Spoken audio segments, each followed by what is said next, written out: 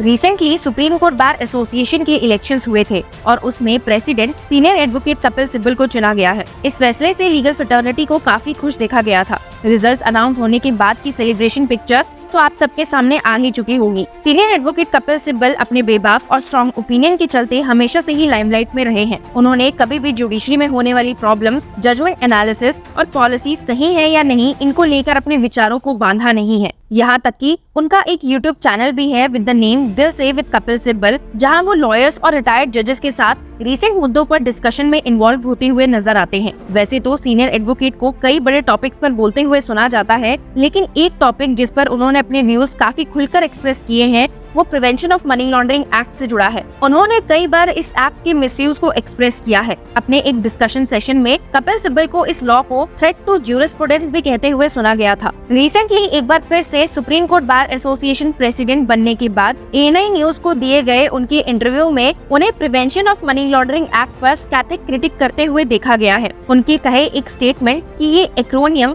प्रधानमंत्री की लाल आंख के लिए है, इसने काफी हंगामा मचा दिया है। दरअसल एएनआई से बात करते हुए सिब्बल ने पीएमएलए की एफिकेसी और फेयरनेस पर सवाल उठाए हैं और कहा है कि ये अपने असली मकसद यानी कि मनी लॉन्ड्रिंग से लड़ने से भटक गया है। सिब्बल ने आर्ग्यू किया कि ये एक्ट इन्फोर्समेंट डायरेक्टरेट यानी कि ईडी को बिना चेक किए हुए पावर देता है, जिससे अक्सर सिर्फ ओरल स्टेटमेंट्स पर ही बिना किसी कंक्रीट प्रूफ के आर्बिट्ररी अरेस्ट हो जाते हैं। कपिल सिब्बल ने एक शॉकिंग स्टेटमेंट देते हुए कहा है कि पीएमएलए प्रधानमंत्री की लाल आंख है, इसका मनी लॉन्ड्रिंग से कोई लेना देना नहीं है। He said, PMLA is प्रधानमंत्री की लाल आंख. It has nothing to do with the Prevention of Money Laundering Act. It means you can send them over to ED who can do whatever they wish to do. Sibal ने अपनी नजर में enforcement process के flaws को detail में explain किया, highlighting कि कैसे लोगों को सिर्फ अनवेरिफाइड ओरल स्टेटमेंट्स की बेसिस पर अरेस्ट कर लिया जाता है। उन्होंने ईडी की इस प्रैक्टिस को क्रिटिसाइज किया जो बिना कंक्रीट एविडेंस के लोगों को डिटेन करती है और उन्होंने इसे इंटिमिडेशन और कोएरेशन के फॉर्म में कंपेयर किया। सिब्बल ने पीएमएलए फ्रेमवर्क की ट्रांसपेरेंसी और ड्यू प्रोसेस के लैक पर भी कंसर्न्स उठाए हैं। उन्होंने कुछ इंस्टांसेस साइट किए जहां लोगों को अरेस्ट किया गया बिना उन्हें उनके खिलाफ लगाई गई एक्यूजेशंस के बारे में बताए, जो इन्फोर्समेंट मैकेनिज्म की ओपेसिटी को बढ़ाता है। सिब्बल का कहना है कि अगर आपको किसी को पकड़ना है तो आप उसे ईडी के पास भेज सकते हैं और फिर किसी का ओरल स्टेटमेंट ले सकते हैं। वो बंदा ओरली कुछ भी कह सकता है, क्लेम कर सकता है कि कोई भी रैंडम प्रॉपर्टी किसकी है और उसकी स्टेटमेंट की बेसिस पर एक्यूज को अरेस्ट कर लिया जाता है। केस फिर लटका रहता है। सीनियर एडवोकेट ने पीएमएलए केसेस में अप्रूवर्स के इशू को भी हाईलाइट किया, एलिजिंग कि उनकी टेस्टिमनी अक्सर इन्वेस्टिगेशन प्रोसेस के बाद में आती है, जो उनके स्टेटमेंट्स की क्रेडिबिलिटी और इंटीग्रिटी पर सवाल उठाता है। उन्होंने कहा कि अप्रूवर एक एक्म्प्लाइज होता है जो कोर्ट के पार्डन के बाद विटनेस बन जाता है और किसी और के खिलाफ टेस्टिमनी देता है। सिब्बल ने कहा कि कभी-कभी ईडी के पास कोई अप्रूवर भी नहीं होता है। उन्होंने ये भी क्लेम किया कि कभी-कभी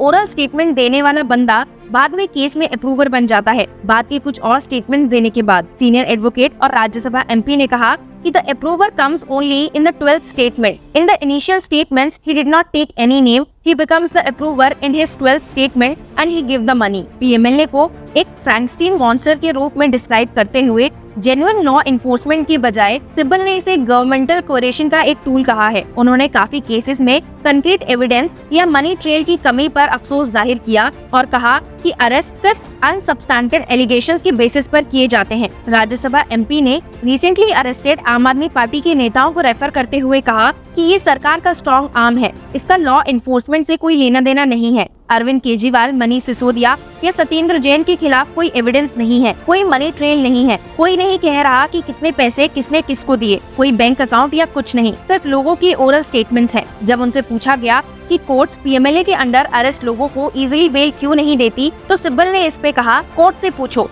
मैं अक्सर पूछता हूँ, मुझे कोई रिस्पॉन्स नहीं मिलता। यंग लॉयर्स अर्शदीप सिंह खुराना, आदित्य सुब्रमण्यम पुजारी और मुदित जैन के साथ पीएमएलए पर डिस्कस करते हुए सीनियर एडवोकेट कपिल सिब्बल ने अपने चैनल में ये डिस्कस किया था कि पीएमएलए कितना डेंजरस है और आने वाले वक्त में कैसे ये पोटा और टाडा में बदल सकता है। डिस्कशन में ये सुनने को मिला था कि पीएमएलए के अंडर पूछताछ के लिए आपको किस कैपेसिटी में बुलाया जा रहा है एज अ विटनेस और एक्यूज ये क्लैरिफाई नहीं किया जाता है और आपके दिए गए स्टेटमेंट्स भी आप ही के खिलाफ यूज किए जा सकते हैं। एडवोकेट आदित्य ने एक बहुत इंपॉर्टेंट पॉइंट को हाईलाइट किया था, जिसमें सीनियर एडवोकेट कपिल सिब्बल ने भी अपने इनपुट्स ऐड किए थे। अब तो आगे बात चलेगी, लेकिन ये जो समन्स आते हैं, किसी को 1, 2, 3, 4, 5 समन्स आए, उन्होंने 5 बार अपने स्टेटमेंट रिकॉर्ड किए।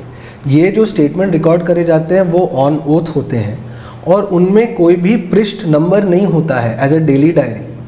तो वो भी एक परेशानी की चीज़ हो सकती है किसी व्यक्ति के लिए, क्योंकि अगर उन्होंने 3 ऐसे स्टेटमेंट दिए पहले बुलाए जाने पर। लेकिन दर्शकों को ये भी बताना चाहिए कि सुप्रीम कोर्ट ने इस प्रोसीजर को बहाल रखा है। उन्होंने कहा है कि जो ECIR है, इसकी जानकारी ना भी दो तो कोई फर्क नहीं पड़ता। ये सुप्रीम कोर्ट का विजय मदन लाल चौधरी का फैसला है, जिसके बारे में बहुत चर्चा हो रही है। तो ये bail, summons, ECIR report, statements, इन सभी इश्यूज पर कपिल सिब्बल के इस सेशन में क्लैरिफिकेशंस दी गई थी। PMLA का एक और सेक्शन जिसको डिस्कस किया गया, जो ED को इनॉर्मस पावर देता है, उस पे कपिल सिब्बल और मुदित जैन को कहते हुए सुना गया that this procedure becomes the law.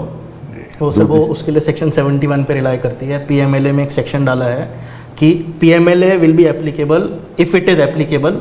अगर कुछ कॉन्ट्रेरी है तो PMLA लगेगा, नहीं तो कुछ और लग सकता है। देखो, आप लोग जैसे पहले कहा दर्शकों को कि code of criminal procedure is the procedure established by law. Yes sir. ठीक है ना।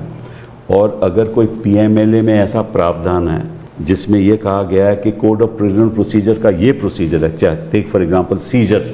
Yes sir. सीजर का प्रोसीजर PMLA में अलग है, ठीक तो है? फिर PMLA का लगेगा। PMLA का लगेगा, ठीक है ना। लेकिन समन्स के बारे में कोई अलग नहीं है, ठीक है। तो CRPC होना चाहिए, बताना चाहिए अक्यूज्ड हो या विटनेस हो। और सीजर एंड सर्च का प्रोसीजर भी PMLA में अलग है ना। अटैचमेंट का भी हाँ, तो इसलिए 71 कहता है कि जहाँ कॉन्फ्लिक्ट है वहाँ PMLA लागू रहेगा, जहाँ कॉन्फ्लिक्ट नहीं है वहाँ CRPC लागू रहेगा। लेकिन विजय मदन लाल चौधरी ने ये कह कर दिया कि नहीं, जो भी ED करेगी वही प्रोसीजर सही है। तो ये तो एक बड़ी गंभीर बात है। एडवोकेट कपिल सिब्बल ने काफी लेंथ में अपने और लॉयर्स के पॉइंट इस सेशन में हाईलाइट किए थे, ताकि कॉमन सिटीजन को समझ आए कि PMLA कितना सीरियस एक्ट है। मार्च 2024 में supreme court justice Ujjal Bhuyan ने भी एक्सप्रेस करते हुए कहा था, PMLA is a potent weapon in the fight against crime tainted money. It is very much necessary to fight the menace of money laundering. But we all know that a weapon loses its potential if it is overexposed or over-applied or even misused. If that happens, there will be a negative perception about the actions of the Enforcement Directorate and by extension the PMLA. If this happens, it is the community and by extension the nation which will suffer. आपने देखा होगा कि सिर्फ कपिल सिब्बल ही नहीं, opposition भी अक्सर नरेंद्र मोदी सरकार पर सेंट्रल इन्वेस्टिगेटिंग एजेंसीज जैसे कि ED को अब्यूज करके अपने पॉलिटिकल ओपोनेंट्स को टारगेट और हैरेस करने का इल्जाम लगाती रही है। पर क्या ये इल्जाम सही है? क्या सच में रूलिंग पार्टी अपनी पावर को अब्यूज कर रही है? और क्या ED सच में PMLA का मिसयूज कर रही है? Tell us in the comment whether you align with the views of the senior advocate Kapil Sibal or not. And thank you for watching Law Chakra.